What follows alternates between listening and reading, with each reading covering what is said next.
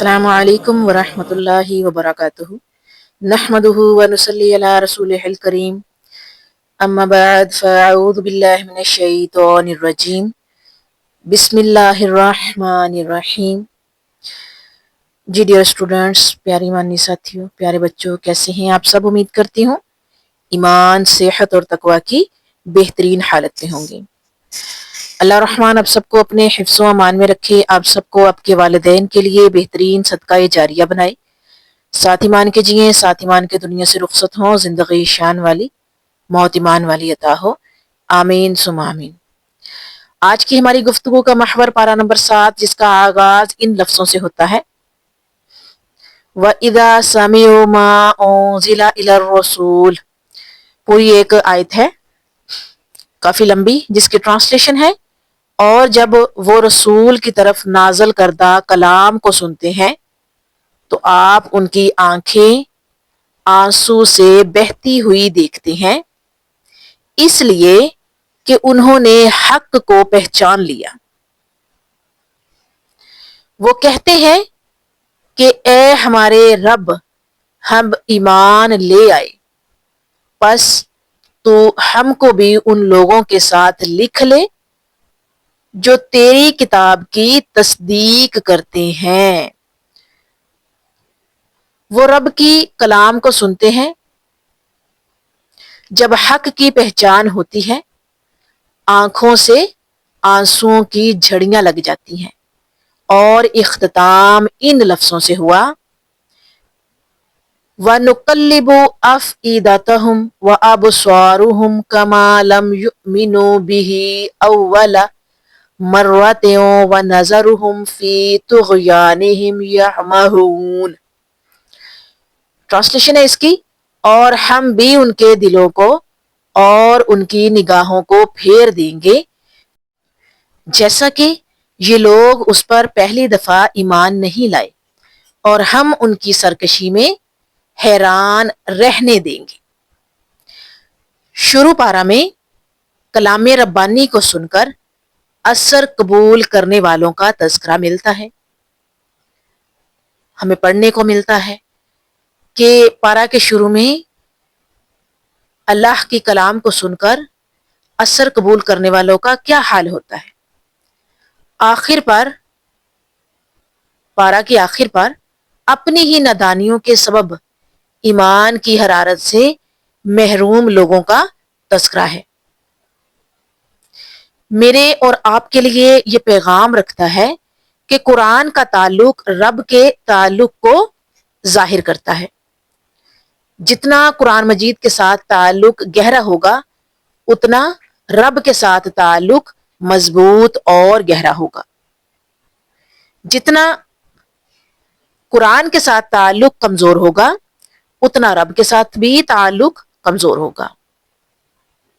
آئیے اس پارے کی روشنی میں دیکھتے ہیں رب کے ساتھ تعلق مضبوط کیسے ہوگا، اور وہ کون سے کام ہیں جن کے کرنے سے یہ تعلق کمزور سے کمزور ہوتا چلا جاتا ہے۔ رب سے تعلق میں مضبوطی چاہیے کہ آپ کو؟ دیکھیے گا پوائنٹ نمبر 1، حلال کو حلال جانو، حرام کو حرام جانو۔ سورہ المائدہ آیت نمبر 87 میں ارشاد ربانی ہے یا ایھا الذین آمنوا لا تحرموا طیبات ما احل اللہ لکم ولا تعتدوا ان اللہ لا یحب المعتدین۔ اے ایمان والو، اللہ تعالیٰ نے جو پاکیزہ چیزیں تمہارے لیے حلال کی ہیں ان کو حرام مت کرو اور حد سے آگے مت نکلو، بے شک اللہ تعالیٰ حد سے نکلنے والوں کو پسند نہیں کرتا۔ اب یہاں پر کیا ہے؟ اے ایمان والو، پکارا کس کو گیا؟ ایمان والوں کو۔ مشورہ کس کو دیا گیا؟ ایمان والوں کو۔ نصیحت کس کو دی گئی؟ ایمان والوں کو۔ اور راستہ کس کو دکھایا گیا؟ وہ بھی ایمان والوں کو۔ جو ایمان والے نہیں ہیں، اللہ تعالیٰ ان کو مشورہ نہیں دیتا، ان کو نصیحت نہیں کرتا، ان کو طریقہ نہیں بتاتا اور سمجھاتا۔ یہاں پر ایمان والوں کو پکارا گیا ہے۔ جو لوگ کان ہی نہیں دھریں گے اللہ اور اس کے رسول کی باتوں پر، تو ان پر اللہ کے مشورے، اللہ کی نعمتیں، اللہ کی رحمتیں، اللہ کی جو طریقے ہیں وہ اثر نہیں کریں گے. جن کے دلوں میں نرمی ہوگی، جن کے دلوں میں حلاوت ہوگی، اثر وہی ہوگا. اے ایمان والو، اللہ تعالیٰ نے جو پاکیزہ چیزیں تمہارے لیے حلال کی ہیں، سب سے پہلے بات میاں بیوی کی لے لیں. پہلا رشتہ اللہ پاک نے میاں بیوی کا بنایا اور خود بنایا. حضرت آدم علیہ السلام اور ان کی زوج حضرت حوا علیہ السلام، اور پھر ان کا جو ہے وہ نکاح ہوا، میاں بیوی کے رشتے میں بندھے وہ. اور پہلا رشتہ اللہ نے بنایا میاں بیوی کا. نکاح ہو جاتا ہے، میاں بیوی ایک دوسرے کے لیے حلال ہو جاتے ہیں. جو پاکیزہ چیزیں تمہارے لیے حلال کی ہیں ان میں سے ایک رشتہ میاں بیوی کا ہے. میاں اپنی بیوی سے اور بیوی اپنے میاں سے حلال تعلق قائم کرتی ہیں، حرام سے بچتے ہیں. لیکن جو حلال نہیں ہے اس سے بچنے کا کہا گیا، ان کو حرام مت کرو. اگلا ہے کہ ان کو حرام مت کرو، یعنی جب اللہ تعالیٰ نے ایک تعلق آپ کو دے دیا، جائز طریقے سے آپ اپنی ضرورت کو پوری کر سکتے ہیں، اپنے نفس کو پاک کر سکتے ہیں، تو حرام کھانے کی کیا ضرورت ہے؟ ادھر ادھر باہر منہ مارنے کی کیا ضرورت ہے؟ ہمت ہے، طاقت ہے، نکاح کر لو. نکاح کر کے حلال طریقے سے کھاؤ اور اجر بھی پاؤ. حرام کاری کرو گے تو اجر نہیں پاؤ گے، بلکہ ضلالت قسمت میں ہوگی، مقدر ٹھہرے گی، دنیا میں بھی اور آخرت میں بھی، نعوذ باللہ. اسی طرح سے جو اللہ تعالیٰ نے گوشت حلال کر دیے ہیں ان کو کھاؤ. بکری ہے، گائے ہے، بھینس ہے، بھیڑ ہے، مرغی ہے، جو بھی اللہ تعالیٰ نے حرام کردہ جانور ہیں ان کے پاس مت جانے کے لیے کہا ہے کہ ان کے پاس مت جاؤ. جیسے کہ جو غیر مسلم ہیں وہ پگ، خنزیر کا گوشت جو ہے وہ کھاتے ہیں. اس کے علاوہ حرام جو جانور ہیں ان کا بھی کھا لیتے ہیں گوشت. لیکن مسلمانوں کے لیے، ایمان والوں کے لیے کیا ہے؟ حلال. اور حد سے آگے مت نکلو، چاہے وہ کوئی تعلق ہے، رشتہ ہے، کوئی کھانا پینا ہے، کسی بھی معاملے میں، کسی بھی معاملے میں حد سے نہ نکلو. یعنی جو حلال چیزیں اللہ نے کر دی ہیں حلال طریقے سے کھا لو، حرام طریقے سے مت کھاؤ اس کو. بے شک اللہ تعالیٰ حد سے نکلنے والوں کو پسند نہیں کرتا. دیکھ لیجئے اسی آیت کے اینڈ پہ سختی بھی کر دی ہے کہ کوئی شک نہیں ہے کہ اللہ تعالیٰ حد سے نکلنے والوں کو پسند نہیں کرتا. جو نکاح کے بغیر کسی سے تعلق بناتے ہیں، جو حرام گوشت کھاتے ہیں، جو حرام طریقے سے پیسہ کماتے ہیں، رشوت، فراڈ، کرپشن، یہ وہ سارا کچھ. اس کے علاوہ جو کھانے پینے کی چیزیں ہیں ان میں اللہ نے حکم دیا ہے کھانے کا، وہ کھاتے نہیں ہیں، بلکہ جو چیزیں کھانے کا حکم نہیں دیا وہ اس کی طرف دوڑتے ہیں. جیسے شراب ہے، مختلف قسم کی ہے. آج کل تو اس کی بڑی عجیب و غریب قسم کی ایڈوانس ورائٹیز آ گئی ہوئی ہیں. جیسے آئس ہے، اس کے علاوہ ایڈوانس نشہ ہے جو کہ 1 گرام کے حساب سے ملتا ہے کہ یہ 1 گرام 10,000 روپے میں ملے گا. اس کی پھر اس سے لو کوالٹی آتی ہے، وہ 5,000 روپے میں 1 گرام ملتا ہے، اور کچھ اس سے کچھ کم، کچھ اس سے زیادہ. تو یہ سارا کچھ کیا ہے؟ حرام ہی تو ہے نا. بے شک اللہ تعالیٰ حد سے نکلنے والوں کو پسند نہیں کرتا. پوائنٹ نمبر 2 دیکھیے گا، ان 4 خباثتوں سے خود کو بچاتے رہو. بہت اہم، بڑے غور سے سننا ہے. سورہ المائدہ آیت نمبر 90، ارشاد ربانی ہے، یا ایھا الذین آمنوا انما الخمر والمیسر والانصاب والازلام رجس من عمل الشیطان فاجتنبوہ لعلکم تفلحون. اے ایمان والو، یہاں پہ پھر کس کو بلایا گیا، کس کو پکارا گیا؟ نصیحتیں کس کے لیے، محبتیں کس کے لیے؟ اپنے پیار جو ہے اس کو نچھاور رب کس پہ کر رہا ہے؟ ایمان والوں پر. وہ لوگ جو دین کی طرف آ جاتے ہیں نا، ہدایت پا جاتے ہیں، پھر اللہ تعالیٰ ان کو مشورے دینا شروع کر دیتا ہے. قرآن کریم فرقان حمید میں کتنے خوبصورت انداز میں، دیکھیے ذرا کتنے پیارے انداز میں مشورے دے رہا ہے، اپنی محبت نچھاور کر رہا ہے اپنے بندوں پر، ایمان والوں پر. اور وہ دیکھیں ذرا کیا مشورے دے رہا ہے. بات یہی ہے کہ شراب اور جوا اور تھان اور فال نکالنے کے پان سے سب گندی باتیں ہیں، शैतानी काम है, इनसे बिल्कुल अलग रहो ताकि तुम फलाह याब हो जाओ. अब आयत के एंड पे, पिछली आयत के एंड पे सख्ती, इस आयत के एंड पे प्यार, ताकि तुम फलाह याब हो जाओ, कामयाब हो जाओ. शैतानी कामों से दूर रहने का हुक्म दिया है और मशवरा दिया है कि शैतानी काम है, इनसे बिल्कुल दूर रहो. कौन से शैतानी काम है? शराब, शराब पीना, मुख्तलिफ किस्म के जो है वो नशावर चीजें, शराब है. अब यहाँ पर खमरू शराब को कहा गया है ना, तो शराब मुख्तलिफ किस्म की है, जरूरी नहीं है कि वो जो एक मखसूस किस्म का जो है वो ड्रिंक मिलता है वही शराब है, नहीं, बियर के नाम से भी मिलता है. इसके अलावा मेडिकल स्टोर्स पे सस्ते नशे शराब के तौर पर यानी पीने के तौर पर मिलते हैं. और जुआ और थान और फाल निकालने के पास से सब गंदी बातें हैं. अब यहाँ पर फाल निकालना, किस्मतों के हाल बताना, हाथ की लकीरें देखकर, पर्चियां डालकर, वो जो तोते लेके बैठे होते थे पहले, अब का पता नहीं कि आम रूटीन में बैठे हुए हैं कि कहीं ऐसे हैं जो फाल निकालते हैं और कहते हैं जी तुम्हारी किस्मत में ये होगा, तुम्हें ये मिलेगा, तुम्हें वो मिलेगा. मुख्तलिफ तरीके कार हैं, जरूरी नहीं है कि वो तोता ही निकालता है फाल, नहीं. जो चीजें अल्लाह ताला ने हराम कर दी हैं हराम ही रहेंगी. ये चार खबासते हैं, शराब, जुआ, थान और फाल निकालने के पान से, यानी तरीकेकार फाल निकालने के.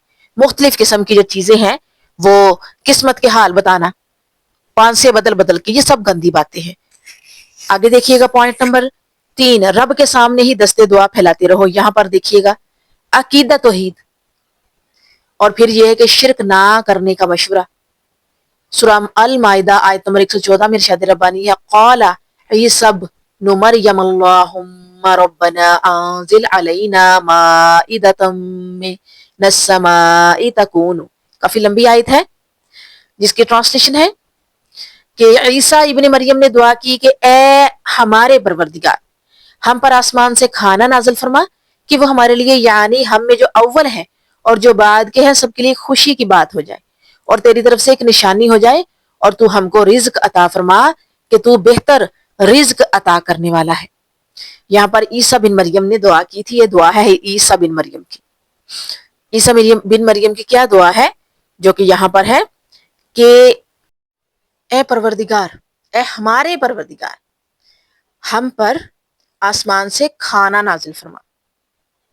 ईसा बिन मरियम ने दुआ की थी अल्लाह ताला से, जो कबूल हुई थी, कि वो हमारे लिए यानी हम में जो अव्वल है और जो बाद के हैं सबके लिए खुशी की बात हो जाए और तेरी तरफ से एक निशानी हो जाए और तू हमको रिज्क अता फरमा कि तू बेहतरीन रिज्क अता फरमाने वाला है. यानी यहाँ पर जो है वो ईसा बिन मरियम जो कि एक बहुत इबादत गुजार बंदी है उस वक़्त, और उनकी कोख से नबी ने जन्म लेना है, तो वो किससे दुआ कर रही हैं? अल्लाह ताला से. सिर्फ अल्लाह ताला से दुआ कर रही हैं और किसी से नहीं. जबकि उस वक़्त एक और अल्लाह के जो मुकर्रब बंदे पैगंबर है दुनिया में मौजूद है, उनसे नहीं कहा, उनसे दुआ नहीं मांगी, बल्कि अल्लाह से दुआ मांगी है. और यहाँ पर क्या है कि हमें सबक मिलता है कि दुआएं अल्लाह से मांगनी है और किसी से नहीं. मांगना अल्लाह ताला से है, हाथ अल्लाह के आगे फैलाना है, ना कि अल्लाह की मखलूक के आगे, चाहे वो कितना भी आपका जो है वो आपकी नज़र में आपका पसंदीदा इंसान है, मुकर्रब बंदा समझते हैं उसको, आप अल्लाह का जो है वो बड़ा नेक बंदा समझते हैं, लेकिन फिर भी दुआ अल्लाह से ही मांगनी है. दस्ते सवाल रब के सामने ही दराज करना है. अगला पॉइंट देखिएगा, रब से हमेशा डरते रहो. सूरह अल इनाम आयत नंबर 15 में इरशाद रब्बानी है, आप कह दीजिए कि मैं अगर अपने रब का कहना ना मानूं तो मैं एक बड़े दिन के अजाब से डरता हूं. रब से हमेशा डरते रहो. आप कह दीजिए कि अगर मैं अपने रब का कहना ना मानूं तो मैं एक बड़े दिन के अजाब से डरता हूं. तो ये बड़ा दिन कौन सा है? रोजे महशर, क्यामत का दिन. ठीक है, जिस दिन कचहरी लगेगी, पूरी मखलूक रब के सामने जो है वो मौजूद होगी. जैसे कहते नहीं टेस्ट डे है आज, आज पता चलेगा भाई किसने क्या गोल खिलाए हैं. और स्टिक टीचर के पास होती है, अभी आज तो जिन्होंने अच्छा रिजल्ट दिया है उनको शाबाशी मिलेगी, अच्छे नंबर मिलेंगे, इनाम मिलेगा, लेकिन जिन्होंने अच्छा रिजल्ट नहीं दिया उनको डंडे पड़ेंगे. तो यहाँ पर अपने रब का कहना ना मानूं तो एक बड़े दिन के अजाब से डरता हूं. तो یہاں پر ہمارے لیے کیا ہے کہ ڈرنا صرف رب کی ذات سے اور کسی سے نہیں. رب سے ڈرنا ہے، رب کے علاوہ کسی سے نہیں ڈرنا، اللہ سے ڈرنا ہے.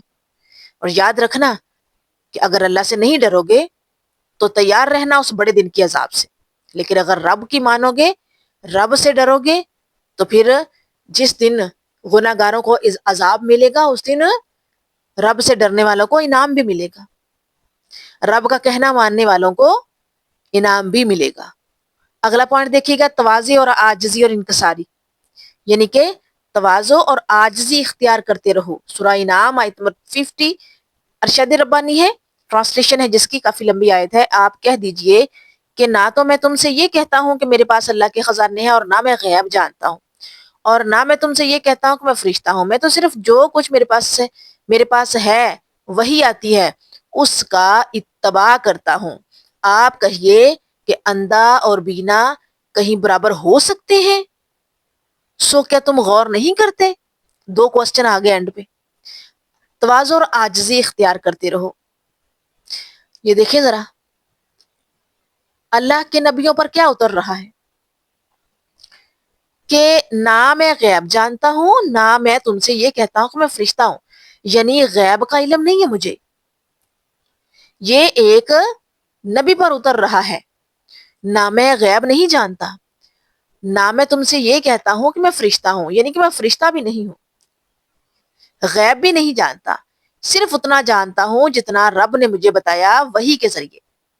اور میرے پاس وہی کچھ ہے جو میرے پاس رب کی طرف سے آتا ہے وحی کے ذریعے، اور اسی کی اتباع کرتا ہوں، اس کی پیروی کرتا ہوں، وہی مانتا ہوں. آپ کہیے کہ اندھا اور بینا کہیں برابر ہو سکتے ہیں؟ یعنی اندھا اور آنکھوں والا برابر ہو سکتے ہیں؟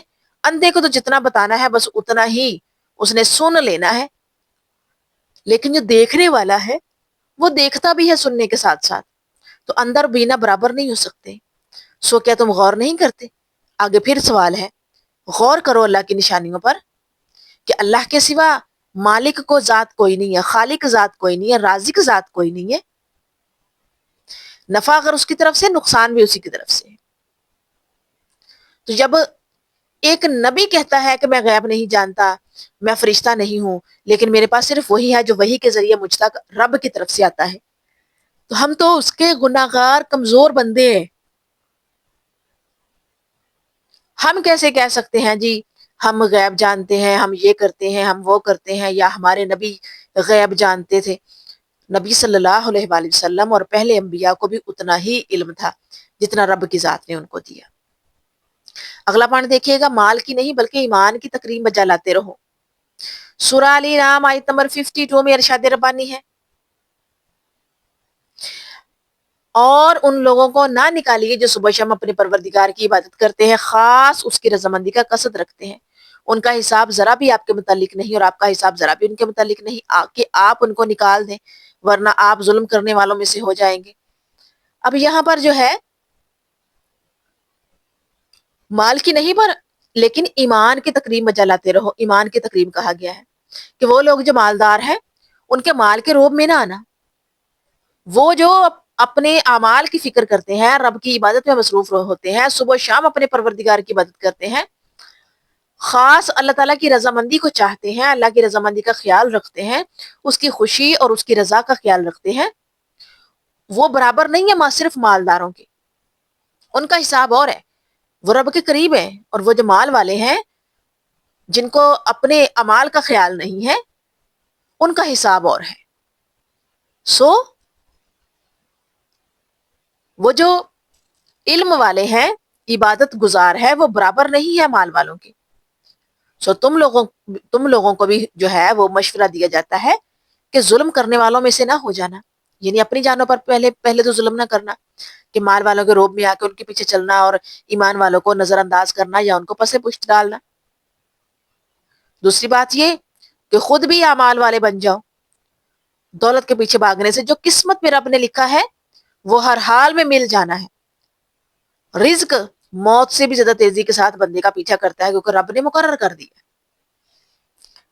اگلا پوائنٹ دیکھیے گا، مستقل نماز کی پابندی میں لگے رہو. سورہ انعام آیت نمبر 72 میں ارشاد ربانی ہے وَأَنْ أَقِيمُوا الصَّلَاةَ وَاتَّقُوهُ وَهُوَ الَّذِي إِلَيْهِ تُحْشَرُونَ، اور یہ کہ نماز کی پابندی کرو اور اس سے ڈرو اور وہی ہے جس کے پاس تم جمع کیے جاؤ گے. مستقل نماز کی پابندی میں لگے رہو یعنی نماز نہ چھوڑنا، نماز کو بن کر پڑھنا، پابندی کے ساتھ پڑھنا، اول وقت میں پڑھنا، اور صرف رب کی ذات سے ڈرنا کیونکہ وہی ذات ہے جس سے ڈرنا حق بنتا ہے، اور جس کے پاس تم جمع کیے جاؤ گے صرف اسی سے ڈرنا. ڈرو صرف رب کی ذات سے کیونکہ تم اسی کے پاس جمع ہوگے روز محشر، اور پھر وہ سزا اور جزا کا فیصلہ سنا دے گا. سو اسی ذات سے ڈرنا چاہیے. اگلا پوائنٹ دیکھیے گا، شرک سے بیزاری کا اظہار کرتے رہو. سورہ انعام آیت نمبر 78 میں ارشاد ربانی ہے قال یا قوم انی بریء مما تشرکون. پھر جب وہ بھی غروب ہو گیا تو آپ نے فرمایا بے شک میں تمہارے شرک سے بیزار ہوں. یہاں پر شرک سے بیزاری کا اظہار ہے. قرآن کریم فرقان حمید میں ہمارے ایک بڑے جلیل القدر نبی جنہوں نے اس تجسس میں کہ میرا رب کون ہے، سورج چاند ستاروں کا سبھی کا معائنہ کیا، غور کیا، تدبر کیا کہ ستارے ہیں وہ رات کو چمکتے ہیں، چاند رات کو چمکتا ہے، یہ میرے رب نہیں ہو سکتے. سورج صبح آتا ہے رات کو غروب ہو جاتا ہے، یہ میرا رب نہیں ہے. جب سورج بھی غروب ہو گیا تو آپ نے فرمایا بے شک میں تمہارے شرک سے بیزار ہوں. یعنی رب کے شرک سے بیزاری اعلان کر دیا. سو ہمیں بھی کسی بھی معاملے میں شرک نہیں کرنا، کسی بھی معاملے میں شرک نہیں کرنا. اللہ تعالیٰ سبھی گناہ معاف کر دیں گے اپنے فضل سے، لیکن معاف نہیں کریں گے تو شرک معاف نہیں کریں گے. کیونکہ ایک انسان بھی جب کسی سے محبت کرتا ہے تو وہ شرک برداشت نہیں کرتا. وہ تو پھر رب کائنات ہے، ہم سے بے پناہ محبت کرتا ہے، وہ کیسے شرک برداشت کرے گا؟ ہم انسان ہو کر شرک برداشت نہیں کرتے، شراکت برداشت نہیں کرتے، شراکت برداشت نہیں کرتے. لیکن وہ رب کائنات ہے جو ہم سے اتنی محبت کرتا ہے، وہ شراکت برداشت نہیں کرے گا بندے کے درمیان اور اپنے درمیان. اگلا پوائنٹ دیکھیے گا، اپنا رخ رب کی جانب موڑتے رہو. سورہ انعام آیت نمبر 79 انی وجہت وجہی للذی فطر السماوات والارض حنیفا وما انا من المشرکین. میں اپنا رخ اس کی طرف کرتا ہوں جس نے آسمانوں اور زمین کو پیدا کیا یکسو ہو کر، اور میں شرک کرنے والوں میں سے نہیں ہوں. اب یہاں پر کیا ہے؟ اللہ کی طرف چہرہ موڑو، صرف عبادت تو کرو تو اسی کی کرو اور کسی کی نہیں. مانگو تو صرف اسی کو مانگو کہ میں اپنا رخ، اپنا چہرہ، اپنا منہ موڑتا ہوں آسمانوں اور زمین کو پیدا کرنے والے کی طرف. یعنی یہاں پر پوری کائنات کے خالق اور مالک کی جو ہے وہ عبادت کو کہا گیا ہے کہ میں اپنا رخ موڑتا ہوں آسمان اور زمین کو پیدا کرنے والے کی طرف. اس کی طرف نہیں موڑتا کہ جو خود کسی کا محتاج ہے، جس نے زمین اور آسمان کو یکسو ہو کر پیدا کیا، بنایا، اس کی طرف اپنا رخ موڑتا ہوں. میں شرک کرنے والوں میں سے نہیں ہوں. سو آپ لوگ بھی شرک نہیں کریں گے. اگلا پوائنٹ دیکھیے گا، زبان سے بولو تو معقول بات بولو. سورہ انعام آیت نمبر 108 میں ارشاد ربانی ہے اور گالی مت دو ان کو جن کی یہ لوگ اللہ تعالیٰ کو چھوڑ کر عبادت کرتے ہیں، کیونکہ پھر وہ جاہلانہ ضد سے گزر کر اللہ تعالیٰ کی شان میں گستاخی کریں گے. یہاں گالیاں دینے سے منع کیا گیا، اور خاص طور پر ان لوگوں کو جو اللہ کو چھوڑ کر کسی کی عبادت کرتے ہیں، چاہے وہ مسلمان ہیں چاہے وہ مسلمان نہیں ہے، غیر مسلم ہے. غیر مسلموں کو تو مان لیا کہ وہ کسی اور کی عبادت کرتے ہیں، لیکن آج کل مسلمان بھی جاہل ہیں. کسی کو اپنا جو ہے وہ اپنا پیروکار بنا کر یا کسی کے پیروکار بن کر کیا کرتے ہیں؟ اللہ کے سوا اس کی عبادت کرتے ہیں. اگر کسی کی آپ لوگ پیروکار ہیں تو اس قدر اس کی محبت میں گرفتار ہو جاتے ہیں، اس کی عقیدت میں گرفتار ہو جاتے ہیں، اس کی تکریم کرتے ہیں کہ اللہ کے حکموں کو پیسے پشت ڈال دیتے ہیں، اللہ کے حکم نہیں مانتے، جو وہ کہہ دیتا ہے اس پر عمل کرنا ہے. تو یہ لوگ بھی جاہل ہیں. سو مسلمان ہو یا غیر مسلم ان کو گالی مت دو. کیوں گالی مت دو؟ کیوں منع کیا گیا ہے؟ بڑی حکمت ہے اس میں بھی اللہ تعالیٰ کی کہ اگر وہ گالی سنے گا تو وہ جاہل ہے، اسے عقل نہیں ہے، تو وہ اسی جاہلانہ انداز میں ضد میں آ کر، ضد سے گزر کر اللہ تعالیٰ کی شان میں گستاخی کریں گے، گالی دیں گے، نعوذ باللہ. سو ایسے لوگوں کو جو اللہ کو چھوڑ کر کسی اور کی عبادت کرتے ہیں ان کو گالی مت دینا. اس پارے کی روشنی میں کن کاموں سے جتنا آپ ضروری ہے ورنہ رب کے ساتھ تعلق کمزور سے کمزور ہوتا چلا جائے گا. آئیے دیکھتے ہیں پوائنٹ نمبر 1, رب کی ناشکری کرنا. سورہ المائدہ آیت نمبر 115 میں ارشاد ربانی ہے. ٹرانسلیشن ہے جس کی, حق تعالیٰ نے ارشاد فرمایا کہ میں وہ کھانا تم پر نازل کرنے والا ہوں, پھر جو شخص تم میں سے اس کے بعد ناحق شناسی کرے گا تو میں اس کو ایسی سزا دوں گا کہ وہ سزا دنیا جہان والوں میں سے کسی کو نہ دوں گا. یہاں پر کیا ہے, رب کی ناشکری کرنے والوں کا ذکر ہے. اللہ تعالیٰ نے کھانا دیا, من و سلوہ آسمان سے اترتا تھا, پکا پکایا کھانا, اس پر بھی اللہ تعالیٰ کی ناشکری کی. پہچانا نہیں کہ اللہ تعالیٰ نے تو ہمیں پکا پکایا کھانا دیا ہے, نعمت عطا کی ہے, لیکن لوگوں نے کہا کہ ہم نے جی زمین کا بویا ہوا کھانا ہے. رب کی ناشکری کی نا. اگر آسمان سے کھانا اترتا رہتا تو آج نہ کھانے کی فکر ہوتی, نہ پکانے کی فکر ہوتی, نہ کمانے کی فکر ہوتی, کہ پکا پکایا کھانا اتر رہا ہے. لیکن لوگوں نے کیا کہا, ہمیں تو زمین کی کھیتی چاہیے, ہم نے تو وہ کھانا ہے, بدل بدل کر کھانا کھانا ہے. پھر جو شخص تم میں سے اس کے بعد ناحق شناسی کرے گا تو میں اس کو ایسی سزا دوں گا کہ وہ سزا دنیا جان والوں میں سے کسی کو نہیں دوں گا. یعنی حق کے آ جانے کے بعد وہ ناحق شناسی کرے گا, اس کو سزا دوں گا کہ دنیا جان والوں میں سے کسی کو نہ دوں گا. یہاں پر سخت وعید بھی آئی ہے جو ناشکرے ہیں ان کے لیے, کہ جو شکر نہیں کریں گے رب کی دین پر, ان کو وہ سزا ملے گی جو جہان والوں میں سے کسی کو نہیں ملی ہوگی. اب جن پہ پکا پکایا کھانا اترتا تھا, پھر اللہ تعالیٰ نے ان پر جو ہے وہ بند کر دیا, اور ان کو کھیتی جو ہے سکھانے, اگانے کا طریقہ سکھا دیا, کھیتی اگاتے ہیں. تو جو رب کی رحمت تھی ان کے اوپر, نعمت وہ کھاتے تھے, وہ روک دی گئی. اب وہ دنیا داری کمانے میں لگے ہوئے ہیں, کھیتیاں اگا رہے ہیں, لوگ کھا رہے ہیں. آگے دیکھیے گا, واضح دلائل کا انکار کرنا. سورہ انعام آیت نمبر 7 میں ارشاد ربانی ہے, اور اگر ہم کاغذ پر لکھا ہوا کوئی نوشتہ آپ پر نازل فرماتے, پھر اس کو یہ لوگ اپنے ہاتھوں سے چھو بھی لیتے, تب بھی یہ کافر لوگ یہی کہتے ہیں کہ یہ کچھ بھی نہیں ہے مگر صریح گناہ ہے. واضح دلائل کا انکار کرنا. اللہ کی طرف سے نشانیاں آ چکی ہیں پھر بھی انکار کرنا. جیسے کہ وحی آتی ہے نبی صلی اللہ علیہ وآلہ وسلم پر, وہ کاغذ پر لکھی جاتی ہے. اس وقت جو لکھنے کے طریقہ کار تھے اس پر لکھی جاتی ہے, پتھر پر, پتے پر, وہ لکھ دی جاتی ہے. جو کہ آپ صلی اللہ علیہ وسلم پر اللہ کی طرف سے نازل ہوا وہ سارا لکھا جاتا ہے. پھر بھی یہ لوگ اس کو اپنے ہاتھ سے چھو لیتے ہیں, تب بھی کفر کرتے ہیں, کافر ہوتے ہیں, انکار کرتے ہیں, کہتے ہیں کہ یہ صرف جادو ہے اور کچھ بھی نہیں ہے. تو اللہ کے حکموں کا, اللہ کی آیتوں کا انکار نہیں کرنا, واضح دلائل آپ کے سامنے موجود ہوں اس کا انکار نہیں کرنا. جیسے کہ ڈیٹ بنے رہنا, سمجھنا ہی نہیں کہ قرآن میں یہ لکھا ہے, یہ کہنا کہ ہم تو اس پر چلیں گے جو ہمارے آباء و اجداد کی طرف سے ہمیں ملا ہے, جن پر ہمارے آباء و اجداد چلے تھے. بھئی اللہ کے بندو, آباء و اجداد نے کنویں میں چھلانگ لگائی خود بخود, اپنی مرضی سے خودکشی کی ہے, تو تم لوگوں نے بھی اس کے پیچھے خودکشی کرنی. اگر آپ کے پاس واضح دلیل موجود ہے, آپ اس کو جھٹلا سکتے ہیں جو آپ کے آباء و اجداد نے آپ تک پہنچایا, انکار کر سکتے ہیں, کیونکہ آپ نے حق سچ پہ چلنا ہے.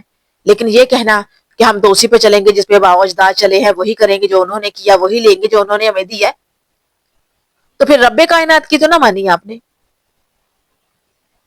اگلا پوائنٹ دیکھیے گا, دوسروں کو قرآن سے روکنا.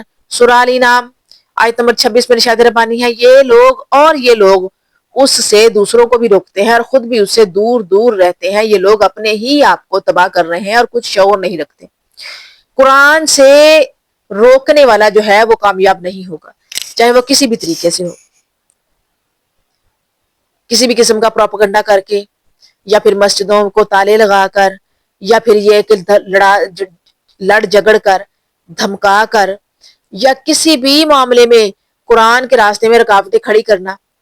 بے شک ہاتھ سے نہیں, زبان سے ہی صحیح لوگوں کو تانے دینا کسی بھی معاملے میں. یا پھر یہ کہ وہ لوگ جو قرآن کی تعلیم حاصل کر رہے ہیں ان کو کہنا جاہل ہو گئے ہیں, پرانے زمانے کے لوگ ہیں, کریئر نہیں بنے گا. یا پھر یہ کہ یہ مولوی بن گیا ہے, یہ ملا بن گیا ہے, یہ مولوانی یا بن گئی ہے, مولوائن بن گئی ہے.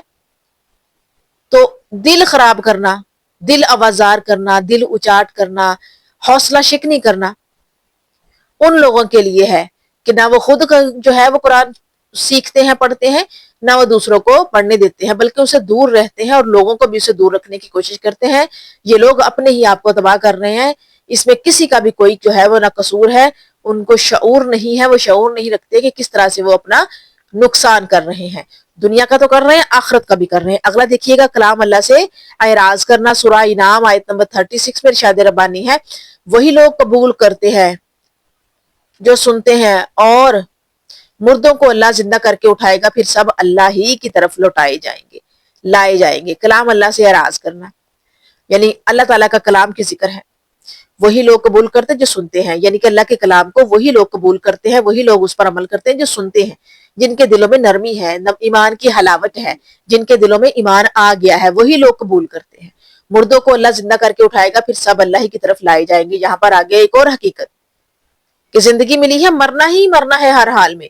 کتنی دیر زندہ رہ لو گے؟ 50 سال، 60 سال، 70 سال، 80 سال، حد 100 سال. آج کل تو عمریں زیادہ ہے بھی نہیں، 50 سے 60 کے درمیان ہی بندہ جو ہے وہ پورا ہو جاتا ہے، ختم ہو جاتا ہے، دنیا سے نکل جاتا ہے. تو پھر مردوں کو اللہ زندہ کر کے اٹھائے گا، پھر سب اللہ کی طرف لائے جائیں گے. یعنی ہمیں زندہ ہو کر اللہ کی طرف لوٹنا، اسی کے سامنے جواب دہی ہونی ہے. وہی جواب لے گا. کیا جواب دیں گے؟ کس منہ سے جواب دیں گے؟ سو اپنے معاملات اس طرح کے رکھو کہ رب کے سامنے جب جواب دہ ہوں، شرمندگی سے بچ جائیں. اگلا پوائنٹ دیکھیے گا، رسم و رواج کو ترجیح دینا. سورہ انعام آیت نمبر 43 میں ارشاد ربانی ہے، سو جب ان کو ہماری سزا پہنچتی تھی تو انہوں نے عاجزی کی، اختیار نہیں کی، لیکن ان کے دل سخت ہو گئے اور شیطان نے ان کے اعمال کو ان کے خیال میں آراستہ کر دیا. رسم و رواج کو ترجیح دینا یعنی قرآن کو چھوڑ کر رسمیں نبھانا. ہمارے بڑوں نے ہمیں یہ سکھایا ہے، یہ رسم ہے ہمارے خاندان کی، ہم تو انہی کو مانیں گے، انہی پر چلیں گے، ورنہ دنیا کیا کہے گی، ہمارا خاندان کیا کہے گا، خاندان اتنا بڑا ہے، ہمیں خاندان سے نکال دیں گے، ہم اکیلے ہو جائیں گے. ہمیں یہ سمجھ نہیں آتی کہ ہمیں رب کو جواب دہ ہونا ہے، خاندان والوں کو نہیں. اور ہم یہ بھی نہیں سمجھتے، یہ نہیں سوچتے، اپنے دماغوں کو اس طرف نہیں لگاتے کہ روز محشر ہمیں خاندان والوں کے آگے کھڑے نہیں ہونا، ہمیں رب کے آگے کھڑے ہونا ہے. حساب ہمارا رب کائنات نے لینا ہے، خاندان والوں نے نہیں.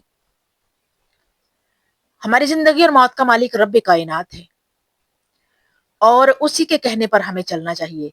خاندان کے رسم و رواج یا دنیا کے رسم و رواج یا معاشرے کے رسم و رواج پر ہمیں نہیں چلنا، کیونکہ ہمیں اللہ کے حکموں پر عمل کر کے ہی نجات پانی ہے. دنیا کے رسم و رواج پر عمل کر کے ہمیں نجات نہیں ملے گی. ہم شیطان کے بہکاوے میں آ کر اپنے اعمال کو ضائع نہیں کر سکتے، ہمیں ایسا نہیں کرنا چاہیے.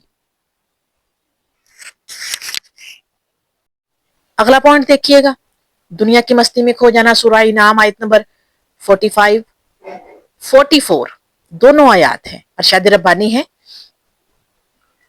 جس کی ٹرانسلیشن ہے، کافی لمبی آیت ہے، 2 آیات ہیں یہ اوپر تلی 44 45.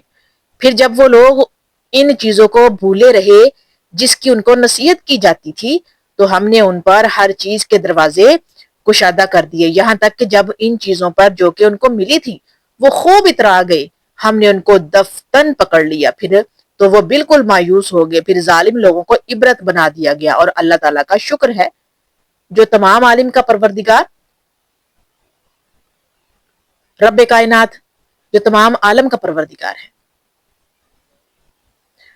اب یہاں پر ہے دنیا کی مستی میں کھو جانا، یعنی پچھلی قوموں کو دیکھ لے، قوم لوط، قوم عاد، قوم سمود، قوم مدین، جتنی بھی قومیں ہیں ان کے پاس ہدایت آئی، اللہ کے نبی آئے، انبیاء آئے، ایک کے بعد ایک، ایک کے بعد ایک، ایک کے بعد ایک آئے. اللہ کی طرف سے کتابیں آئیں، ان کو ہدایت ملی، ہدایت کی روشنی ملی، نصیحتیں ملی ان کو. دنیا کی نعمتیں پھر اللہ تعالیٰ نے ان پر تمام کی، لوٹا دی. پھر جب وہ لوگ ان چیزوں کو استعمال کر کے دنیا کی مستی میں کھو گئے، ان کو نصیحت آئی لیکن اس کو پس پشت ڈال دیا، اللہ کے حکموں کو، اللہ کی کتاب کو پس پشت ڈال دیا. ان پر ہر چیز کے دروازے رب کائنات نے کھلے کر دیے، وسیع کر دیے، کشادہ کر دیے. اللہ کی نعمتیں، رحمتیں، اس کے مزے لوٹنے لگے. پھر وہ اس پر غرور کرنے لگے، اترانے لگے، گھمنڈ کرنے لگے کہ انبیاء تو ہماری نسلوں میں ہیں، ہم تو انبیاء کی اولادوں میں سے ہیں. خوب اترائے اللہ کی نعمتوں پر، اللہ کے فضل پر، اللہ کی رحمتوں پر، اللہ کے دیے ہوئے پر. پھر اللہ تعالیٰ نے کیا کیا؟ ان کو ایک دم سے پکڑ لیا، ان کو تنبیہ کرتے رہے, نصیحتیں کرتے رہے, اللہ کی طرف سے نصیحتیں آتی رہیں, مشورے آتے رہے, لیکن انہوں نے اس کو جو ہے وہ پکڑا نہیں, اس پر عمل نہیں کیا. ایک کان سے سن کر دوسرے کان سے نکالتے رہے. پھر اللہ تعالیٰ نے ان کو پکڑ لیا, ان پر عذاب نازل کیے, ان کو صفحہ ہستی سے مٹھا دیا. ظالم لوگوں کو عبرت بنا دیا, وہ جنہوں نے اپنی جانوں پر ظلم کیا, دوسروں پر ظلم کیا, جنہوں نے اپنی جانوں پر ظلم کیا ان کو بھی عبرت بنایا, جنہوں نے دوسرے لوگوں پر, کمزوروں پر ظلم کیا ان کو بھی عبرت بنا دیا. اور اللہ کا شکر ادا کرتے ہیں ہم کہ تمام عالم کا پروردگار اللہ تعالیٰ ہے. اگر بندوں کے ہاتھ میں یہ حکومتیں ہوتی, علاقوں کی, ملکوں کی, کائنات کی, تو انسان تو تہس نہس کر کے رکھ دیتا ہر چیز کو. خلاصہ کلام اس کا یہ ہے, اس آیت کا, کہ دنیا میں مستی میں نہ کھونا. دنیا ایک عارضی ٹھکانا ہے, دنیا کا مال و متاع ختم ہو جانا ہے, زندگی ختم ہو جانی ہے, سب کچھ یہیں رہ جانا ہے. ہم نے کچھ بھی آگے نہیں لے کے جانا سوائے اپنے اعمال کے. آگے دیکھیے گا, ظلم و ستم کرنا. سورہ انعام آیت نمبر 47 میں 47 میں ارشاد ربانی ہے, ہلاک ہوں گے تو ظالم ہی ہلاک ہوں گے. وہ لوگ جو شرک کرتے ہیں, وہ لوگ جو دوسروں پر ظلم کرتے ہیں, کمزوروں پر ظلم کرتے ہیں, یتیموں کا مال کھاتے ہیں, اللہ کی نصیحتوں پر عمل نہیں کرتے, اللہ کی نعمتوں پر شکر ادا نہیں کرتے, اللہ کے فضل تلاش نہیں کرتے, وہ جو رسم و رواج میں مصروف ہیں, وہ جنہوں نے اپنی زندگیوں کو جو ہے تباہ و برباد کر لیا ہے, ان کی زندگیوں کا مقصد جو ہے وہ صرف دنیا داری ہے اور اللہ کے حکموں کو پس پشت ڈالنا ہے. انہوں نے ظلم کیا اپنی جانوں پر, پھر کیا ہوگا ان کا انجام؟ وہ ہلاک ہوں گے, کیونکہ ظالم ہی ہلاک ہوں گے نا. جنہوں نے ظلم کیا ہے اپنے اوپر یا دوسروں پر, وہ سبھی کے سبھی جنہوں نے ظلم کیا ہے کسی بھی معاملے میں ہلاک ہوں گے, ان کا انجام ہی ہلاک ہونا ہے. اگلا پوائنٹ دیکھیے گا, خواہش نفس کی پیروی کرنا. سورہ انعام آیت نمبر 56 میں ارشاد ربانی ہے, آپ کہہ دیجئے کہ میں تمہاری خواہشات کی اتباع نہ کروں گا, کیونکہ اس حالت میں تو میں بے راہ ہو جاؤں گا اور راہ راست پر چلنے والوں میں نہ رہوں گا. یہاں پر خواہش نفس کی پیروی کرنا, وہ لوگ جو خواہش نفس کی پیروی کرتے ہیں, نفس کی خواہش کو پورا کرتے ہیں کسی بھی معاملے میں, چاہے وہ عیش و عشرت ہے, چاہے وہ زنا کاری, غلط کاری, چاہے وہ دنیا کی مستی میں گم ہونا, کوئی بھی معاملہ ہے, اس میں جو خواہش نفس کی پیروی کرتا ہے اس کے لیے کیا ہے, وہ بے راہ روی کا شکار ہو جائے گا, بے راہ ہو جائے گا, ہدایت والا نہیں رہے گا, اس کا انجام برا ہوگا, ظالموں میں سے ہو جائے گا. لیکن جو خواہشات کی پیروی نہیں کریں گے, رب کی پیروی کریں گے, رب کی اتباع کریں گے, رب کے حکموں پہ چلیں گے, وہ بے راہ رہی ہوں گے. تو یہاں پر ہے, آپ کہہ دیجئے وہ لوگ جو ایمان والے ہیں, جو ایمان رکھتے ہیں, ان کی طرف اگر کوئی آئے کہ ہاں جی آؤ ہمارے ساتھ وقت ضائع کرنے کے لیے کسی بھی معاملے میں گھومنے چلتے ہیں, یا یہ کہ کسی کلب میں چلتے ہیں, کسی میوزک پارٹی میں چلتے ہیں, کسی ایسی بے ڈھنگی جگہ پر جاتے ہیں, یا کوئی ایسی محفل سے جاتے ہیں جس میں رب کائنات کا ذکر نہ ہو, یا پھر دنیا کی کوئی ایسی مصروفیت کہ جس سے جو ہے مراد صرف خواہشات کو پورا کرنا ہے, تو کہہ دو ان سے کہ تمہاری خواہش کی اتباع نہ کروں گا یا کروں گی, کیونکہ اس حالت میں اگر میں دنیا سے گیا یا گئی تو میں تو برباد ہو جاؤں گی, اس حالت میں تو میں بے راہ ہو جاؤں گی اور راہ راست پر چلنے والوں میں نہ رہوں گی. خواہش نفس کی پیروی نہ کرنا, رب کے حکموں کو دیکھنا. اگلا دیکھیے گا, دین کا مذاق اڑانا. سورہ انعام آیت نمبر 70 میں ارشاد ربانی ہے, اور ایسے لوگوں سے بالکل کنارہ کش رہیں جنہوں نے اپنے دین کو کھیل تماشا بنا رکھا ہے اور دنیوی زندگی نے انہیں دھوکہ میں ڈال رکھا ہے. یہاں پر ہمیں مشورہ دیا ہے, دین کا مذاق اڑانے والوں کے بارے میں بھی جو ہے وہ ذکر ہوا ہے کہ ایسے لوگوں سے بالکل کنارہ کش ہو جاؤ, بالکل ختم کر لو ان سے رشتہ جنہوں نے اپنے دین کو کھیل تماشا بنا رکھا ہے, مذاق بنا رکھا ہے. اللہ نے کہا نماز پڑھو تو مسجدوں میں جا کے سیلفیاں بنانا, ویڈیوز بنانا, تصویریں جو ہے وہ لے کے سوشل میڈیا پہ ڈالنا, نماز پڑھنے گیا ہوں. یا پھر یہ کہ دین کو کھیل تماشا بنانا, یعنی اللہ نے کہا شرک نہ کرنا, صرف میری عبادت کرنا, تو اس کی عبادت کے ساتھ ساتھ اوروں کی بھی عبادتیں ہو رہی ہیں. یا دین پہ جو اللہ تعالیٰ نے جو دین میں حکم دیے ہیں ان حکموں پر الٹا عمل کرنا, تو دین کو کھیل تماشے بنانا ہے نا, دین کے ساتھ کھیلنا. تو دنیوی زندگی نے انہیں دھوکے میں ڈال رکھا ہے, دنیا کی زندگی نے انہیں دھوکے میں ڈال رکھا ہے کہ انہوں نے کبھی اس دنیا سے جانا نہیں ہے, گمان کیے بیٹھے ہیں جبکہ ایسا بالکل نہیں ہے۔ اگر وہ اس چیز کو ریلائز نہیں کریں گے کہ دنیا ختم ہونے والی ہے، زندگی ختم ہونے والی ہے، تو وہ برباد ہو جائیں گے، اپنی جانوں پر خود ظلم کریں گے۔ سو لب لباب کیا ہے کہ دین کا مذاق نہ اڑانا، اللہ کے حکموں پر عمل کرنا اور بے دین لوگوں سے کنارہ کش ہو جانا۔ اگلا پوائنٹ جو کہ ہمارا آخری پوائنٹ ہے، رب کے ساتھ شرک کرنا۔ سورہ انعام آیت نمبر 88 میں ارشاد ربانی، اگر فرضاً یہ حضرات بھی شرک کرتے تو جو کچھ یہ اعمال کرتے تھے وہ سب ضائع ہو جاتے۔ یعنی اب وہ لوگ جو کہ اللہ کے حکموں پر چلتے ہیں، عمل کرتے ہیں، لیکن وہ صرف عمل تو کرتے ہیں لیکن ان سے شرک ہو جاتا ہے تو ان کے اعمال ضائع۔ اور یہ لوگ جو ایمان والے ہیں، یہ سارے کے سارے اگر شرک کرتے تو جو کچھ اعمال ان کے پاس تھے وہ سب ضائع ہو جاتے۔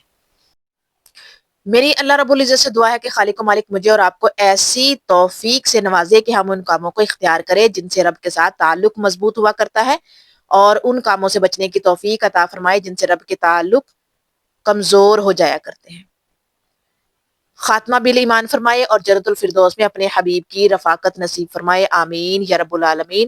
مختصر سی دعا، اعوذ باللہ من الشیطان الرجیم، بسم اللہ الرحمن الرحیم، الحمد للہ رب العالمین، الرحمن الرحیم، مالک یوم الدین، ایاک نعبد و ایاک نستعین، اہدنا الصراط المستقیم، صراط الذین انعمت علیہم غیر المغضوب علیہم ولا الضالین، آمین۔ بسم اللہ الرحمن الرحیم، قل هو اللہ احد اللہ الصمد لم یلد ولم یولد ولم یکن له کفوا احد۔ بسم اللہ الرحمن الرحیم، اللہم صلی علی محمد وعلی آل محمد کما صلیت علی ابراہیم وعلی آل ابراہیم انک حمید مجید۔ اللہم بارک علی محمد وعلی آل محمد کما بارکت علی ابراہیم وعلی آل ابراہیم انک حمید مجید۔ ربنا آتنا فی الدنیا حسنة وفی الآخرة حسنة وقنا عذاب النار۔ ربنا آتنا فی الدنیا حسنة وفی الآخرة حسنة وقنا عذاب النار۔ قل رب زدنی علما، حسبنا اللہ ونعم الوکیل، یا حی یا قیوم برحمتک استغیث، لا الہ الا انت سبحانک انی کنت من الظالمین۔ ربنا ظلمنا انفسنا وان لم تغفر لنا وترحمنا لنكونن من الخاسرین۔ رب اشرح لي صدری ويسر لي امری واحلل عقدة من لسانی یفقهوا قولی۔ رب اغفر وارحم وانت خیر الراحمین۔ رب انی مسانی الضر وانت ارحم الراحمین۔ رب لا تذرنی فردا وانت خیر الوارثین۔ رب ارحمهما کما ربیانی صغیرا۔ رب ارحمهما کما ربیانی صغیرا۔ رب ارحمهما کما ربیانی صغیرا۔ رب ارحمهما کما ربیانی صغیرا۔ رب ارحمهما کما ربیانی صغیرا۔ رب ارحمهما کما ربیانی صغیرا۔ اللہم اغفر لی وارحمنی وعافینی واہدنی وارزقنی واجبرنی ورفانی۔ وصلی اللہ تعالی علی خیر خلقہ محمد وآلہ وصحابہ اجمعین برحمتک یا ارحم الراحمین۔ السلام علیکم ورحمۃ اللہ وبرکاتہ۔